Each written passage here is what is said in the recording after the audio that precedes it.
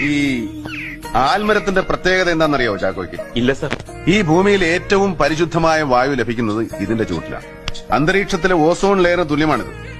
Ozone ലെയറിൽ വിള്ളലുണ്ടാക്കി ഭൂമിയിലെത്തുന്ന ultra violet infrared രശ്മികളെ filter ചെയ്യാനുള്ള കഴിവ് ഈ വടവൃക്ഷത്തിനുള്ളിടത്തോളം വേറെ ഒന്നുമില്ല. വളരെ ശുദ്ധമായ വായു നമ്മുടെ ബുദ്ധിയെയും ചിന്തയെയും ഷാർപ്പാക്കും.